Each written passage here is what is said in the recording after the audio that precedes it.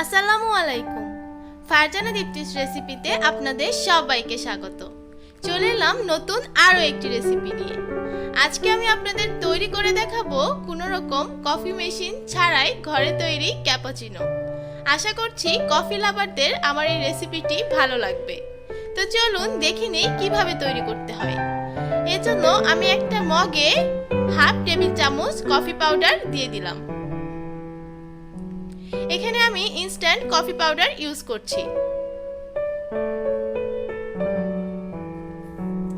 এখন আমি এখানে 1 টেবিল চামচ পরিমাণ চিনি দিয়ে দিব। এখানে আপনারা চিনির পরিমাণটা কম বেশি করে নিতে পারেন।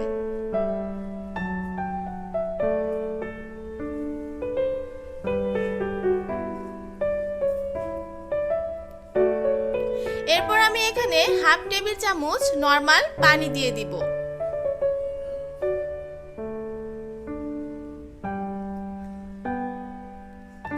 আপনারা এখানে পানির পরিবর্তে দুধও ইউজ করতে পারেন। এখন একটা চামচের সাহায্যে এই মিশ্রণটাকে বিট করে নিতে হবে। আর এই কাজটা আপনাকে একটু সময় আর ধৈর্য নিয়ে করতে হবে। এইভাবে বিট করতে করতে একটা সময় দেখবেন এই কফির কালারটা চেঞ্জ হতে শুরু করেছে। আস্তে আস্তে এটা এরকম লাইট হয়ে যাবে। এখন মিশ্রণটা একটু পাতলা আছে, কিছুক্ষণের মধ্যে এটা ঘন হয়ে ফোমে পরিণত হবে। দেখুন আমার এটা ফোম হয়ে গেছে। আর এই কাজটা করতে আমার 8 থেকে 10 মিনিট টাইম লেগেছে। তো আমার ফোমটা হয়ে গেছে, এটা আমি এক সাইডে রেখে দিচ্ছি। এখন আমি এখানে 1 কাপ গরম দুধ নিয়ে নিয়েছি। আর এখন একটা হ্যান্ড হুইস্কের সাহায্যে এই দুধটাকে খুব ভালোভাবে নেড়ে নিতে হবে। আমরা এখানে মূলত ফেনা সৃষ্টি করব, তাই এটাকে একটুখানি এভাবে হ্যান্ড হুইস্কের সাহায্যে নেড়ে চেড়ে নিলেই দেখবেন এখানে ফেনার মতো সৃষ্টি হয়ে গেছে। তো আমার এটা হয়ে গেছে। এখন আমি এটা কফির মধ্যে দিয়ে দিব।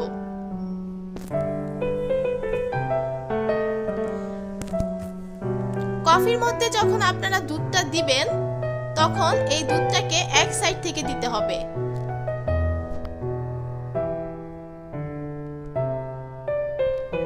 আমি দুধটা দিয়ে দিচ্ছি।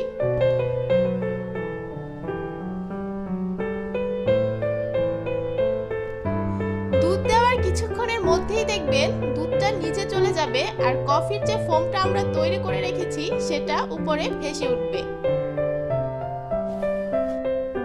একটা চামচের সাহায্যে এই মিশ্রণটাকে খুব ভালোভাবে মেশাতে হবে।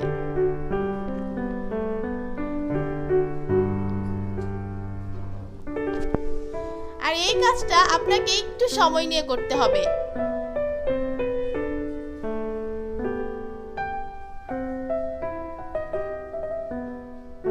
আমি খুব ভালোভাবে দুধের সাথে কফির ফোমটাকে মিশিয়ে নিয়েছি।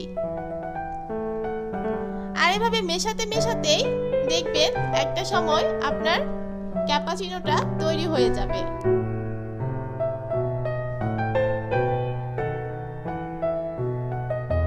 তৈরি হয়ে গেল ঘরে তৈরি হোমমেড ক্যাপাচিনো, কোনো রকম কফি মেশিন ছাড়াই। এবার একটুখানি কফি পাউডার উপর থেকে ছিটিয়ে দিচ্ছি। দেখলেন তো কত সহজেই তৈরি হয়ে গেল।